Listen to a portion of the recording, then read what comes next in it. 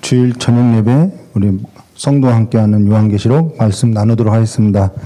오늘 요한계시록 1장 7절과 8절만 보도록 하겠습니다. 제가 봉독해 드리도록 하겠습니다.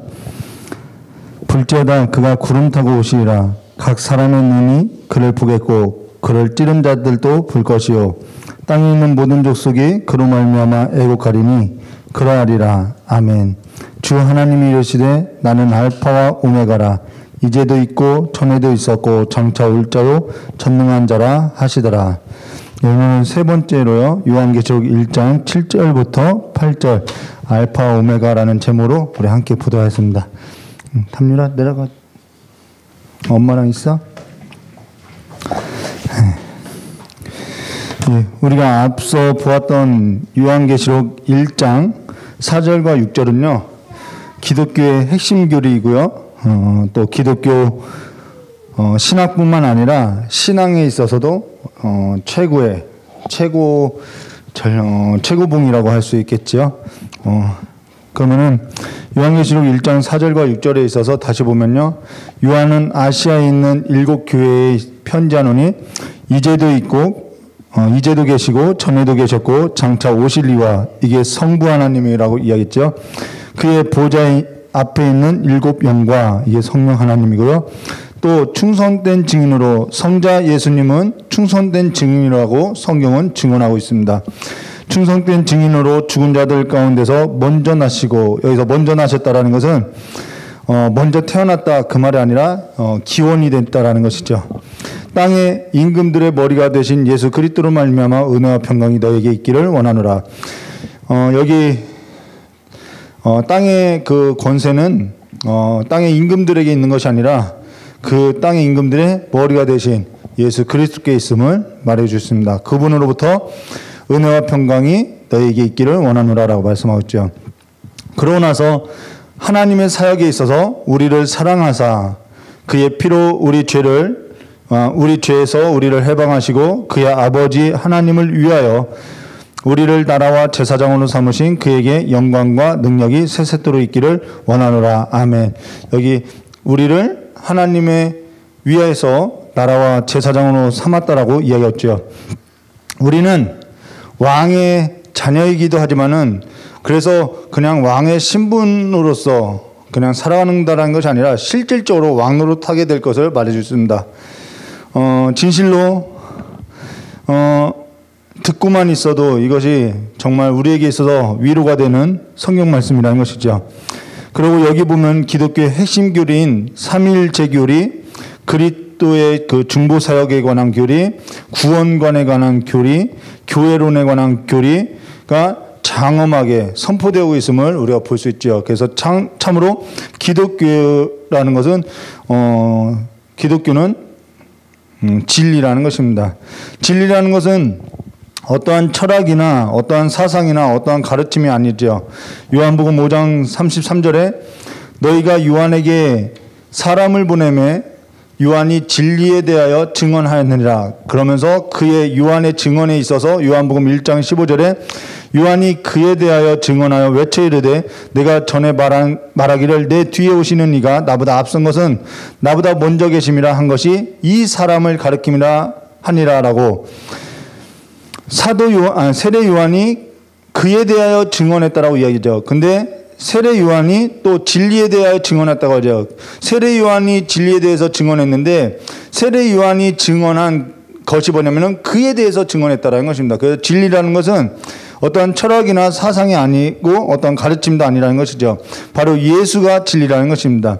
그래서 요한복음 1장 15절에 요한이 그에 대하여 증언하여 외쳐 이르되 내가 전에 말하기를 내 뒤에 오시는 이는 나보다 앞선 것은 나보다 먼저 계심이라 한 것이 이 사람을 가리킴이라 하니라 라고 하며, 요한복음 1장 29절과 30절에 이튿날 요한이 예수께서 자기에게 나오심을 보고 이르되 보라 세상 죄를 지고 가는 하나님의 어린 양이로다. 내가 전에 말하기를 내 뒤에 오는 사람이 있는데 나보다 앞선 것은 그가 나보다 먼저 계심이라 한 것이 이 사람을 가리킴이라 라고 이야기했죠.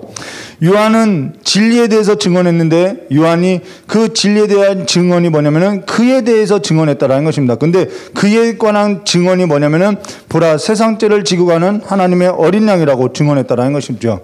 근데 누구를 보고 그렇게 증언했냐면은 예수 그리스도에 관해서 증언했다라는 것입니다. 진리가 뭐냐? 기독교는 진리를 뭘로 보냐? 예수 그리스도를 보고 있다라는 것입니다. 예수 그리스도가 바로 진리라는 것이죠.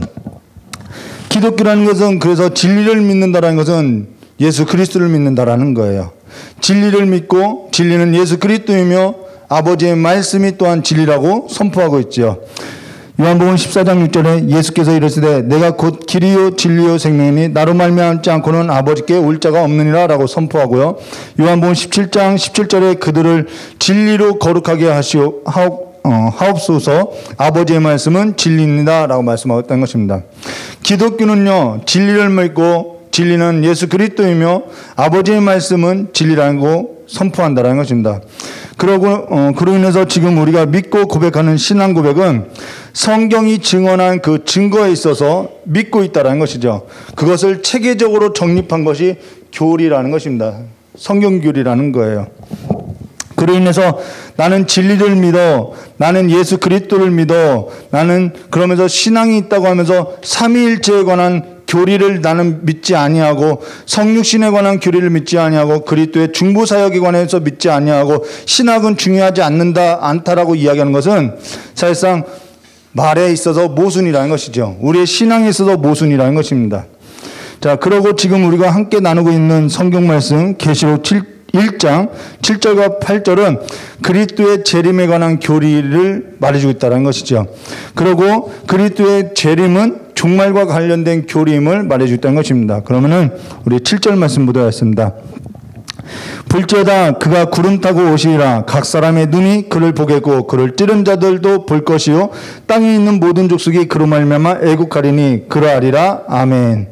여기서 볼지어다라는 것은요 새로운 역사를 말하는 거예요. 반드시 속히 일어날 일들을 말한다는 것입니다. 성도의 삶에 있어서 최종적인 승리와 궁극적인 삶이 다 여기에 속해 있다는 것이죠. 그로 인해서 우리 주님께서 지금 이 역사의 무대 뒤에 새로운 모습으로 다시 오실 것을 보여준다는 것입니다. 여기 성도의 삶에 있어서 소망이 있고요. 가장 큰 위로가 있음을 말해줬다는 것입니다. 그러다면은 지금 우리는 어디에 소망을 두고 무엇으로서 위로를 얻고 있는지 우리가 다시 생각하면요. 우리의 소망은요. 우리의 위로는요. 우리를 사랑하사 그의 피로 우리 죄에서 우리를 해방하시고 그의 아버지 하나님을 위하여 우리를 나라와 제사장으로 삼으신 이것에 바로 우리의 소속이 있고 우리의 위로가 있음을 보여주고 있다는 것입니다. 나라라는 것은 지금 우리가 어디에 속해 있는지를 말해주는 거죠. 그러면은 그가 구름 타시고 오시리라라는 것은 주께서 참으로 구름 타시고 오신다라는 것이 아니라 구름이라는 것은요 어디에서 등장하냐면요 성경 창세기 9장 13절에 노아와 언약을 맺었을 때 처음 소개되는데요. 창세기 9장 13절에 내가 내 무지개를 어디 속에요? 구름 속에 두었나니 이것이 나와 세상 사이의 언약의 증거니라 라고 노아와 맺었던 언약 가운데서 이 구름이 처음 등장한다는 것입니다. 그러고 나서요 계시록 10장 1절에 보면요 내가 또 보니 힘센 다른 천사가 구름을 입고 하늘에서 내려오는데 그 머리 위에 무지개가 있고 그 얼굴은 해 같고 그 발은 불기둥 같으며 라고 기록하고 있다는 것이죠. 그리고 구름에 있어서 여기 출애굽기 19장 7절과 12절 말씀에 중요한 기록이 있는데요. 우리가 지금 구름이 뭔지 보는 거죠. 모세가 내려와서 백성의 장로들을 불러 여호와께서 자기에게 명령하신 그 모든 말씀을 그들 앞에서 진술하니 백성이 일제히 응답하여 이르되 여호와께서 명령하신 대로 우리가 다 행하리이다. 모세가 백성의 말을 여호와께 전하매 여호와께서 모세에게 이르시되 내가 빽빽한 구름 가운데 내게 임함은 자, 여기서 나오죠. 내가 빽빽한 구름 가운데 내게 임함은 내가 너와 말하는 것을 백성들에게 듣게 하며 또한 너를 영영히 믿게 하려 함이나. 모세가 백성의 말을 여호와께 아뢰었으므로 여호와께서 모세에게 이르되 너는 백성에게로 가서 오늘과 내일 그들을 성결하게 하며 그들에게 옷을 빨게 하고 준비하게 하여 셋째 날에 기다리게 하라. 이는 셋째 날에 여호와가 온 백성의 목전에서 시내산에 강림할 것이리니 너는 백성을 위하여 주위의 경계를 정하여 이르기를 너는 삼가 산에 오르거나 그 경계를 침범하지 말지니 산을 침범하는 자는 반드시 죽임을 당할 것이라. 라고 여기 내가 빽빽한 구름 가운데 내게 임함은 이라고 나오고 있죠. 성경에서 나오는 구름이라는 것은요, 하나님의 임재를 말한다는 것입니다. 상징적으로 예수께서 어떠한 구름을 타고 온다라는 말이 아니라 주께서 오실 때에 하나님의 임재가 함께 하신다는 뜻에서 구름을 타고 온다라고 언급하고 있다라는 거예요.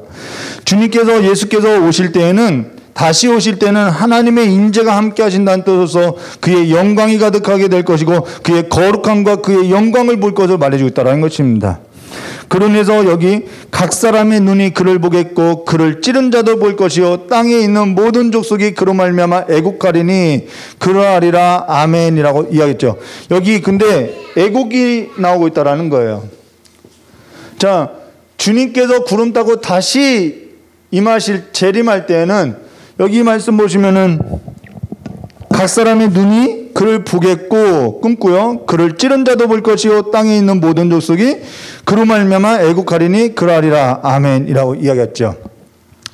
여기 각 사람의 눈이 그를 보겠다라는 거예요. 그러고 나서 또 그를 찌른 자도 볼 것이요라고 한다는 것입니다. 여기서 그를 찌른 자도 볼 것이요라는 것은 우리가 성경으로 해석해야겠죠. 요한복음 19장 31절과 37절 말씀해 보시면은 예수께서 십자가에서 군인들 중 한 군인으로부터 군인이 창으로 옆구리를 찌를 때 곧 물과 피와 물을 나올 때 이를 본 자가 증언했다라고 이야기한다는 것입니다. 그 일의 목격자가 증언하기를 뭐라고 증언했냐면은 요한복음 19장 36절과 37절에요. 이 일이 일어난 것은 그가 뼈가 하나도 꺾이지 아니하리라 한 성경을 응하게 하려 함이라. 37절에요. 또 다른 성경에 그들이 그 찌른 자를 보리라 하였느니라라고 여기 또 다른 성경에라고 언급하고 있는데요. 그 또 다른 성경이 뭐냐면은 스가랴서 12장 8절과 11절의 내용이라는 것입니다. 그것이 성취됐다라는 거예요. 그래서 스가랴서 12장 8절과 11절 말씀 보시면요. 그날에 여호와가 예루살렘 주민을 보호하리니 그 중에 약한 자가 그날에는 다윗 같겠고 다윗 족속은 하나님 같고 무리 앞에 있는 여호와 사자 같을 것이라. 예루살렘을 치러 오는 이방 나라들은 그날에 내가 멸하기를 힘쓰리라. 자, 여기 보면요, 여호와께서 그날에는 예루살렘 주민을 보호하겠대요. 그리고 다윗과 같게 하겠고 다윗의 족속과 같이 하겠다라고 이야기해요. 근데 예루살렘으로 치러 오는 이방 나라는 그날에는 멸할 것을 말해주고 있다는 것입니다. 그러면은 여기서 찌른 자라는 표현은 어떠한 자라는 것이냐? 대적자를 말하고 있다라는 거예요. 그러고 나서요, 스가랴서 12장 10절부터 보시면요. 내가 다윗의 집과 예루살렘 주민에게 은총과 강구하는 심령을 부어주리니 그들이 그 찌른 바 그를 바라보고 그를 위하여 애통하기를 독자를 위하여 애통하듯 하며 그를 위하여 통곡하기를 장자를 위하여 통곡하듯 하리라. 그날에 예루살렘에 큰 애통이 있으리니 무기또 골짜기 하다드림몬에 있는 애통과 같을 것이라 라고 이야기했죠. 여기서는 같다라는 것이 아니라 그와 같을 거라는 것을 말해줬다는 것입니다. 근데 이 일이 성경 요한복음 16장 19절과 20절에 예수께서 그 묻고자 함을 아시고 이르시되 내 말이 조금 있으면 나를 보지 못하겠고 또 조금 있으면 나를 보리라 하므로 서로 문의하니나 내가 진실로 너희에게 이르노니 너희가 곡하고 애통하겠으나 세상은 기뻐하리라. 너희는 근심하겠으나 너희 근심이 도리어 기쁨이 되리라 라고 이야기하였죠. 주님께서 임할 때에는 어떤 이는 기뻐하고 어떤 이는 애곡하게 될 거라는 거예요. 어떤 이가 애곡하느냐? 그를 찌른 자, 바로 대적자들이 애통할 것을 말해줬다는 것입니다. 근데 그 일에 있어서 오늘 8절에 이렇게 말씀하셨죠. 주 하나님이 이르시되 나는 알파와 오메가라 이제도 있고 전에도 있었고 장차 올 자요 전능자라 하시더라 라고 말하십니다. 여기 기뻐할 자가 누구냐? 교회가 기뻐할 자라는 것입니다. 예수 그리스도를 힘입어서 우리가 앞서 서두에 보았죠. 기독교의 핵심은 뭐라고요? 계시록 1장 4절과 6절 사이에서 우리를 사랑하사 그의 피로 우리 죄에서 우리를 해방하시고 그의 아버지 하나님을 위하여 우리를 나라와 제사장으로 삼으신 그에게 영광과 능력이 세세토록 있기를 원하노라. 이 고백을 누가 하냐는 거죠. 교회가 한다라는 것입니다. 바로 예수 그리스도를 힘입어서 그의 피를 힘입어서 죄사함을 얻고 그의 나라와 제사장이 된 자를 말하는 거죠. 그로 인해서 나라라는 것은 소속을 말하고 있다는 것입니다. 내가 어디에 있느냐라는 것이죠. 그리고 여기 나는 알파와 오메가라는 것은 나는 시작과 끝이라는 거예요. 무슨 말이냐? 하나님은요 계획하시고요 작정하시고요 약속하시고요 시작한 일은 반드시 마치고 이루신다라는 거예요. 우리를 향해서 하나님께서 구원 계획을 나라와 그의 제사장으로 삼으신 계획은 창세전에 있었고 그 일은 예수 그리스도의 피로 말미암아 우리를 새롭게 하여서 그의 나라로 삼으시고 제사장으로 삼았 그 일은 주님께서 시작하셨다면 주님께서 마치신다라는 거죠. 사실 시간을 거두고 보면요 이미 십자가에서 다 이루신 사건이라는 것입니다. 그리고 우리는 어떤 일을 계획할 때 실력이 없고 능력이 없으면은 시작할 생각도 못할 때가 있고요. 시작해도 끝까지 이루어지지 못할 때가 있다는 것입니다. 그러나 우리 주님은 주 하나님은 이제도 있고 전에도 있었고 장차 올 자요 전능한 자라 하시더라라고 전능한 자라는 거예요. 그에게는 못하실 것이 없고요. 계획하신 것은 못 이루실 것이 없는 전능자임을 말해줬다는 것입니다. 시작한 일은 반드시 끝낸다라는 것이죠. 그래서 우리 안에 착한 일을 시작하신 분은 그분은 알파와 오메가로서 전능자라는 거예요. 오늘 우리가 기억해야 할 성경 말씀 빌립보서 1장 6절과 7절 말씀 보도록 너희 안에 착한 일을 시작하시는 이가 그리스도 예수의 날까지 이루시는 줄 우리는 확신하노라. 내가 너희를 무리를 위하여 이와 같이 생각하는 것은 마땅하니 이는 너희가 내 마음에 있음이며 나의 맹인과 복음을 변명함과 확정함에 너희가 다 나와 함께 은혜에 참여한 자가 됨이라 라고 말하고 있다는 것입니다. 우리 안에 착한 일을 시작한 이가 예수 그리스도의 날까지 이루실 줄을 우리는 확신한다라는 거예요. 그 확신이 어디서 오냐면은 예수께서 나는 알파와 오메가라 거기에 있다라는 것입니다. 예수께서 우리를 향하여서 시작한 일은 반드시 마친다라는 거예요. 우리는 능력이 없기 때문에 우리는 할 수 없어요. 그러나 그분은 전능자이기 때문에 가능하다라는 것입니다. 오늘 우리가 다른 것은 기억하지 못해도요. 오늘 우리가 내 삶 가운데 나의 주, 나의 하나님은 알파와 오메가라는 사실을 기억하고 끝까지 예수 그리스도께 붙들려서 살아나는 믿음 있는 자로서 일어나시기를 주님의 이름으로 축원합니다. 하나님은 우리를 향한 계획이요 이렇게 사그러지거나 소멸되거나 없어지지 않아요. 그는 알파 오메가라는 거예요. 이제도 계시고 전에도 있었고 장차 오실지는 전능자라는 것입니다. 오늘 그 전능자의 손에 붙들려서 일어나시기를 주님의 이름으로 축원합니다. 우리 창세기 49장 23절과 24절만 제가 봉독하고 마치도록 하겠습니다. 창세기하고 계시록은 거의 이렇게 짝을 이루고 있죠. 창세기 49장 23절과 24절 활 쏘는 자가 그를 학대하며 이게 찌르는 거죠. 적개심을 가지고 그를 쏘았으나 요셉의 활은 도리어 굳세며 그의 팔은 힘이 있으니 어찌요 이는 야곱의 전능자 이스라엘의 반석인 목자의 손에 힘이 있음이라 라고 말하고 있다는 것입니다. 오늘 알파 오메가요 나는 이제도 계시고 전에도 있었고 장차 올 전능자라는 이 전능자의 손에 저와 여러분이 붙어있음을 기억하시고 한 주도 또한 이겨내시는 거룩한 기회로서 살아가시기를 주님의 이름으로 축원합니다. 우리 이경진 목사님이 나오셔서 우리 심 있는 교회 성도님들 또 영상으로 예배를 드리는 우리 귀한 성도님들을 위해서 대표로 기도해 주시겠습니다.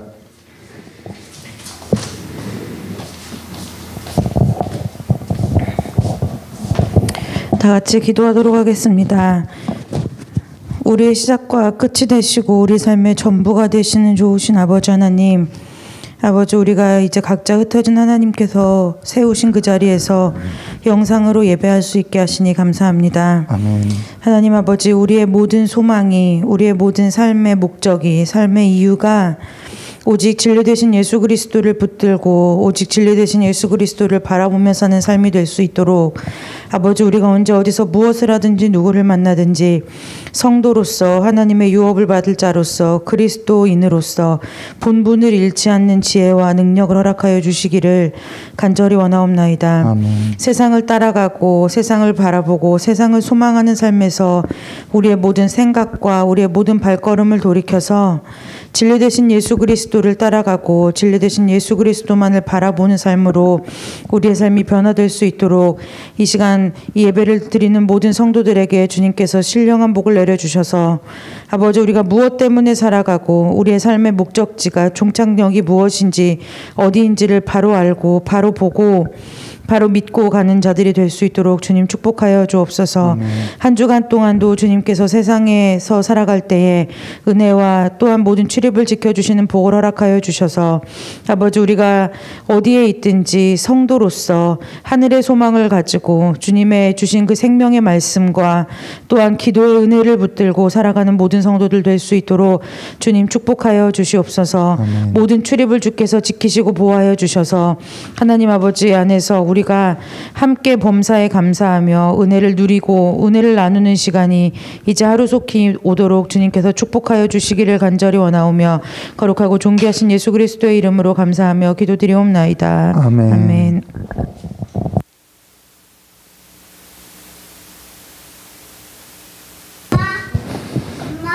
한 주도 전능자의 손에 붙들려서 힘있는 삶이 되시기를 주님의 이름으로 축원합니다. 이것으로 마치도록 하겠습니다.